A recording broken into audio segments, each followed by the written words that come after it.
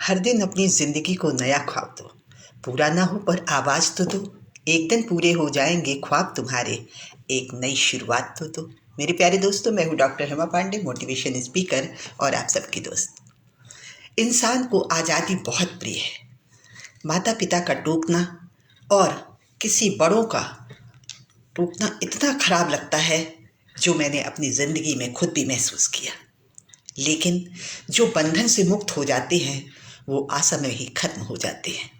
कभी कभी अनुशासन हमारी जिंदगी में भी ऐसा ही रोल प्ले करता है। अगर हम आदतों में ये अनुशासन लाएं तो निश्चित तौर पर बुरा तो लगता है, लेकिन इसके परिणाम बड़े ही सुखद होते हैं।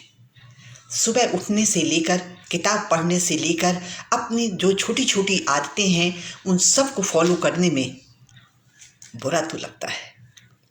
सुबह उठकर जो सीधे मोबाइल उठाने का आनंद है वो किसी और में नहीं। लेकिन अगर हमने अपनी आदतों में सुधार कर लिया, अगर हमने अपने में अनुशासन ले आए, अगर हमने बड़ों की बातों को सुना और हमने धैर्य से उस बात का पालन कर लिया, तो निश्चित तौर पर परिणाम बड़े ही सुखद मिलते हैं। मेरे प्यारे दोस्तों, आज मैं आपके सामने एक ऐसी ही कहानी रख रही हूँ। बार बार टोकने से एक नवयुवक बहुत परेशान हो गया। किशोरावस्था कुछ होती ही ऐसी है, बहुत बुरा लगता है जब कोई टोकता रोकता है। उस बच्चे ने बार बार टोकने से वो वहाँ से रात में घर से निकल गया। शाम को निकला था तो देर रात एक ऐसी गुफा के पास पहुँचा जहाँ पर एक वृद्ध व्यक्ति थे जो महात्मा थे। वो बाहर निकलकर टहल रहे थे। उन्होंने देखा कि एक नौजवान भटकता हुआ सा इधर उधर घूम रहा है, मानो उसे रुकने की कोई जगह ही ना हो। उन्होंने उसके पास जाकर कहा, बेटा, यदि रास्ता भटक गए हो तो आओ मेरे आश्रम में थोड़ी देर रुक जाओ, और यदि जाना चाहते हो किसी गंतव्य में तो भी रुक जाओ। देर रात में जाना, जानवरों से भरा हुआ ये जंगल नुकसान पहुंचा सकता है।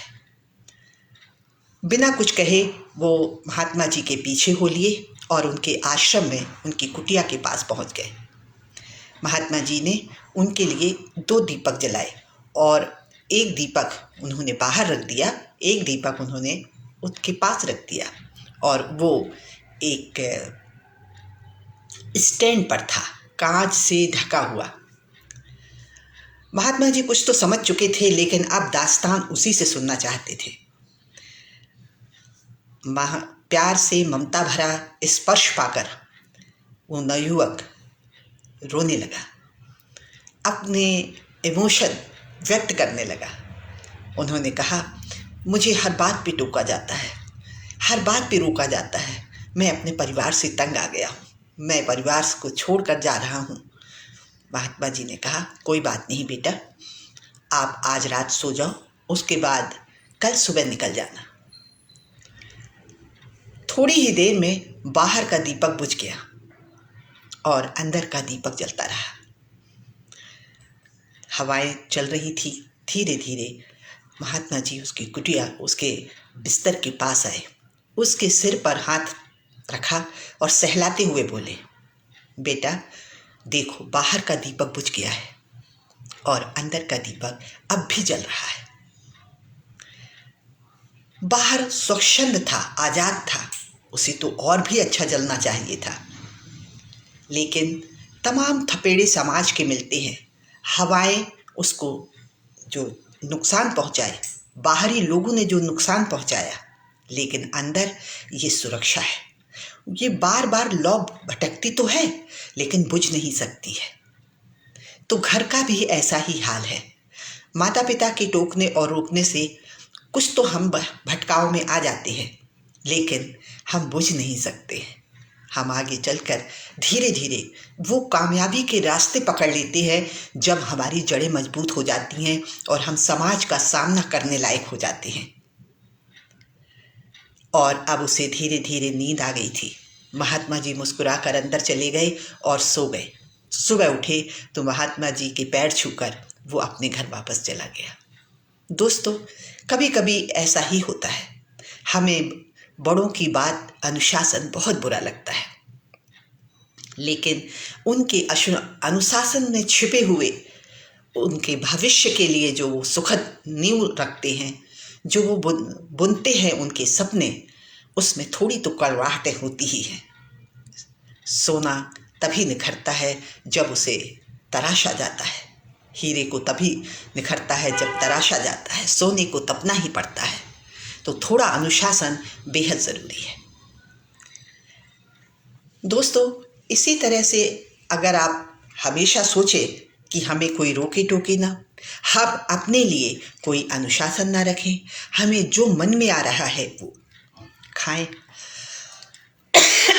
जो मन में आ रहा है वो करें, तो निश्चित तौर ही वो परिवार, वो समाज और वो व्यक्ति धीरे धीरे हमारे हाथ से छूट जाते हैं और वो ऐसे गर्त में चले जाते हैं जहाँ से वापस आना मुश्किल ही नहीं, नामुमकिन हो जाता है। थोड़ा सा अनुशासन, थोड़ा सा प्यार से अपने बच्चों को सींचते रहिए। मैं फिर वही आगाह करती हूँ कि नई पीढ़ी से मेरा एक ही निवेदन है कि वो इसको गलत ना समझें। माता पिता ने अपने तमाम कड़वे अनुभवों को अपने जीवन में महसूस किया है और आज वो आपके सामने अगर कोई बात रखते हैं तो उसे आप सुने, समझें और अपने जीवन में अप्लाई करें। ऐसा तराशना अपने आप को, ये भी एक बहुत बड़ी बात होती है। अपने को तराशने का मतलब होता है, अपनी वैल्यू को बढ़ाने का मतलब होता है कि हम अपनी कीमत बढ़ा रहे हैं। अपने जीवन में इधर उधर भटकने से अच्छा है कि हम अपनी कीमत को बढ़ाएं और कीमत बढ़ा सकते हैं सेहत के माध्यम से, चाहे वो शारीरिक हो या मानसिक। 9 वर्ष शुरू हो चुका है और आज 5-6 दिन व्यतीत भी हो चुके हैं। जैसा कि मैंने पहले भी कहा था कि घर का कैलेंडर तो बदल जाता है हर साल, अब की मेरे हालात बदल दे मेरे मौला। ये जो बात है उसके पीछे एक यही रहस्य है कि 6 दिन व्यतीत होने के बाद क्या हमारे जीवन में कोई बदलाव आ रहा है? नहीं, तो फिर हमें अपनी आदतों को बदलना पड़ेगा, हमें गोल बनाना पड़ेगा और उस गोल को पाने के लिए तब हमें एक डायरी बनाएं और उसमें लिखें कि आखिर हमारा गोल क्या है और हमें कैसे उसे फॉलो करना है। जब आप ये समझ जाते हैं तो किसी बड़े का टोकना भी बुरा नहीं लगता है, क्योंकि वो आपके गोल के नज़दीक जाता है, आपके लक्ष्य के नज़दीक ही बात करते हैं, तो आपको बुरा नहीं लगता है।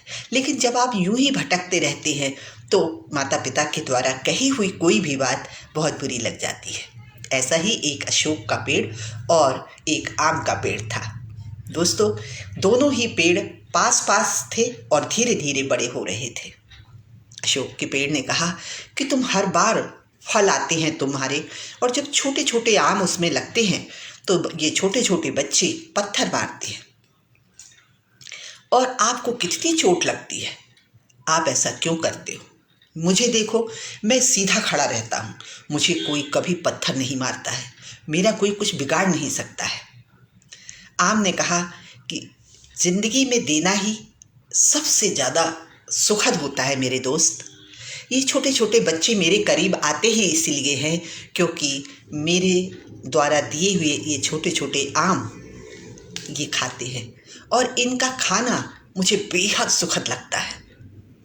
अशोक के पेड़ को ये बात समझ में नहीं आई और उसने कहा ये तो मेरे समझ के बाहर है कि आप इतनी चोट खाकर भी ऐसा करते हैं। लेकिन आम ने कहा ये वही समझ सकता है जो देना जानता है, ये सुखद अनुभूति वही महसूस करता है जो समाज को कुछ लौटाता है। और एक दिन ऐसा आया जब अशोक के पेड़ को काट दिया गया, क्योंकि जो बहुत सीधा खड़ा होता है उसे काट ही दिया जाता है। जो परोपकार करते हैं उनको याद रखा जाता है, उन्हें संभाल कर रखा जाता है। जैसे हमारे समाज में जो बिजनेसमैन 2 हुए, टाटा और बिरला, आज भी याद किए जाते हैं, कारण उन्होंने स्वतंत्रता के समय में जो योगदान दिया वो अभूतपूर्व था। जो देता है मेरे दोस्त, उनको कभी नहीं भुलाया जा सकता है। और चलते चलते एक बात और कहना चाहूँगी कि ईश्वर पर अगर आपको विश्वास है तो दुनिया की तमाम परिस्थितियाँ आपका से डरने की कोई ज़रूरत नहीं है। और आप बड़े इत्मीनान से अपने जीवन का निर्वाह करते रहिए। अगर बुरा भी हो रहा है तो भी, और अच्छा हो रहा है तो भी। एक नए दंपत्ति नदी में नाव पर बैठे पार कर रहे थे और कोई विकल्प नहीं था नदी पार जाने का। जैसे ही नाव चली, एक तेज हवाएं चलने लगी, नाव डगमगाने लगी। पति इत्मीनान से शांति से बैठा था, पत्नी बहुत घबराई हुई थी। न जाने उसे लग रहा था कि कुछ ही क्षणों में नाव पलट जाएगी और हम डूब जाएंगे। उसके बार बार विचलित होने के उसके पति मुस्कुराते रहे। उन्होंने कहा, ये क्या कर रहे हैं आप? हंसे जा रहे हो, मैं इतनी घबराई हुई हूं, डरी हुई हूं। पति ने अचानक ही तलवार निकाल ली। सुरक्षा के लिए वो अपने पास ही रखते थे। पत्नी ने कहा, ये क्या? और हंसने लगे। कहने लगे, तुम्हें डर नहीं लगा?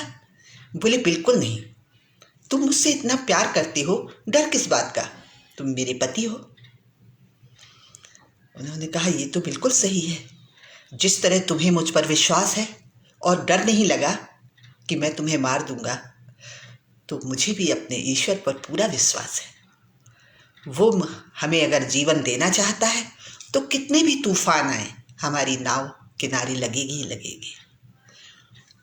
दोस्तों, ये जिंदगी के कुछ उसूल हैं। जहाँ धैर्य है, जहाँ पर समर्पण है, जहाँ पर निरंतरता है, यही सफलता के सूत्र हैं जो हमें सफल बनाते हैं। अगर हम थोड़ा धैर्य रखें, अगर हम दूसरों को थोड़ा थोड़ा देते चलें, मिल बांट कर चलते रहें और साथ में निरंतर अपने काम पर वर्क करते रहें, अपने बड़ों का और अपने वेद ग्रंथों का पालन करें, अनुसरण करें, तो कोई वजह नहीं कि हम सफल नहीं हो सकते, स्वस्थ नहीं रह सकते, सुखी नहीं रह सकते। चलते चलते बस इतना ही कहूँगी कि कौन कहता है आसमां में सुराग नहीं हो सकता, एक पत्थर तो तबीयत से उछालो यारो। ऊर्जावान लोगों को ही सफलताएं मिलती हैं मेरे दोस्त। इसलिए खुशहाल रहिए, सुखी रहिए। सबसे पहले आप सेहत, फिर आप आर्थिक, तीसरा सामाजिक, और चौथा जो सबसे ज़्यादा महत्वपूर्ण है, आध्यात्मिक पन्नों को पढ़ते रहिए। आप सफल होंगे, ये मेरी गारंटी है। आज इतना ही। नमस्कार, जय हिंद, जय भारत।